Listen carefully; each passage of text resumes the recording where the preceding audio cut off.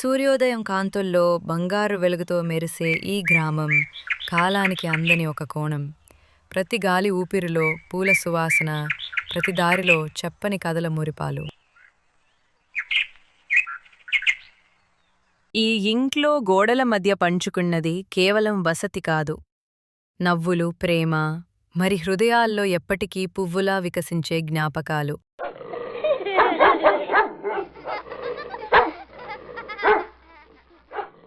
ఆ కుటుంబంలో ఉండేవాడు అనీష్, అల్లరి పిల్లవాడు. అతని నవ్వు గ్రామం ఒక చివర నుండి మరొక చివర దాకా వినిపించేవి.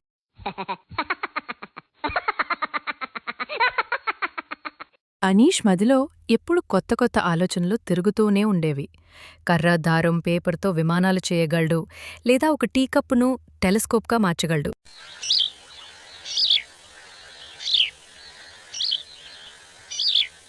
ఒక రాత్రి ఆలోచన ఒక్కసారిగా మెరుపులా అతని మనసులో మెరిసింది. ప్రపంచం ఎప్పుడూ చూడని ఒక ఆవిష్కరణ పుట్టబోతుందనే స్పార్క్.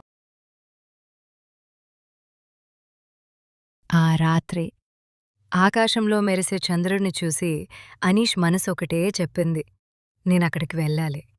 చంద్రుని మీద నా పాదముద్ర వేసుకోవాలి. ఎలా వెళ్ళాలి అనే ఆలోచన మొదలైంది. వెదురు, కర్రలు, టిన్ షీట్లు, రంగురంగుల వస్త్రాలు అన్నీ కలిపి రాకెట్ తయారీలో పడిపోయాడు అనీష్. ఒక్కో అడుగులో ఒక్కో అల్లరి, ఒక్కో పొరపాటులో ఒక్కో నవ్వు. అప్పుడే తలుపు దగ్గర నుంచి ఓ చిన్న వాయిస్ వినిపించింది. ఏం చేస్తున్నావు అన్నయ్యా అని తన చెల్లెలు శ్రేయాన్వి ఆశ్చర్యంగా అడిగింది. అనీష్ గట్టిగా నవ్వుతూ, నేను లాంగ్ ట్రిప్కి వెళ్తున్నా, చంద్రుడి మీదకి అని చెప్పాడు. శ్రేయాన్వి కళ్ళలో ఆశ్చర్యం, పెదవులపై అన్నయ్య నువ్వు పిచ్చివాడువా అన్నట్టు చిరునవ్వు. శ్రేయాన్వి కన్నుల్లో మెరుపులు మెరుస్తూ, అన్నయ్య నేను వస్తా చంద్రుడి మీదకి అని చిన్నపాటి వాయిస్ కాని పెద్ద కలలతో చెప్పింది. అనీష్ నవ్వుతూ, అమ్మాయి ఈసారి కాదు, వచ్చేసారి తప్పక తీసుకెళ్తా అన్నాడు. శ్రేయాన్వి పెదవులు ముడుచుకుని కళ్ళల్లో మాత్రం ఇంకా ఆ కలల కాంతి మెరిసింది. ఆ క్షణం వచ్చింది. అల్లరి బాలుడు అనీష్ తన చేతులతో చేసిన రాకెట్లో కూర్చుని పొగలు, మంటల మధ్య నేరుగా చంద్రుడి వైపు ఎగిరిపోయాడు. క్రింద నుంచి శ్రేయాన్వి చేతులు ఊపుతూ, అన్నయ్య జాగ్రత్త అని అరుస్తూ నిలబడింది.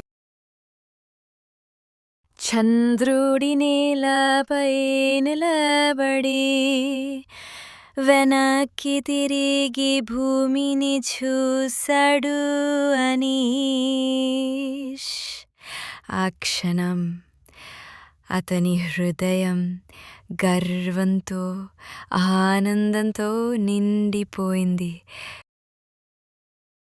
అంత ఆనందంగా చూస్తున్న అనీష్ ఒక్కసారిగా కళ్ళు పెద్దవయ్యాయి. అయ్యో, టాయిలెట్! చంద్రుడి మీద నుండి భూమి వైపు చూసి, ఇదసలు ప్లాన్డో లేదులే అన్నాడు. చివరికి చంద్రుడి మీదనే మూల దొరకడంతో సంతోషంగా ఊపిరి పీల్చుకున్నాడు అనీష్. ఇది నిజంగా చరిత్రలో నిల్చే పని అని తానే తానుగా నవ్వుకున్నాడు. అకస్మాత్తుగా ఎవరో తన పేరును పిలుస్తున్నట్టుగా వినిపించింది. చంద్రుడి నిశ్శబ్దంలో ఆ స్వరం స్పష్టంగా, దగ్గరగా, కాని ఎవరూ కనిపించలేదు. టాయిలెట్ పనిలోనే ఉన్న అనీష్ ఒక్కసారిగా ఆ స్వరం మళ్ళీ వినిపించింది. అయ్యో, చంద్రుడిపై భూతం పిలుస్తుందేమో అని కళ్ళలో భయం, ముఖంలో పిచ్చి భావం కలిసిపోయాయి. ఈసారి ఆ స్వరం మరింత గట్టిగా వినిపించింది. అనీష్! చంద్రుడి నిశ్శబ్దంలో ఆ పిలుపు గర్జనలా మారింది. గుండె గట్టిగా కొట్టుకుంటూ ఇది నిజంగానే భూతమో ఏమోన ఆలోచించాడు. గుండెదడ పెరుగుతూనే ఉంది. చివరికి అనీష్ ధైర్యం చేసి ఒక్కసారిగా తిరిగి చూశాడు. చంద్రుడు తెల్లని వెలుతురులో ఆ రహస్యమైన నీడ స్పష్టంగా కనిపించింది. ఆ రహస్య స్వరం అసలు భూతం కాదు. అనీష్ వాళ్ళ అమ్మ కేక వేసింది. ఏరా, బెడ్ మీద టాయిలెట్ పోసావా మళ్ళీ అని అడిగిందప్పుడు తెలిసింది అనీష్కి, అయ్యో నేను డ్రీమ్లో ఉన్నానని.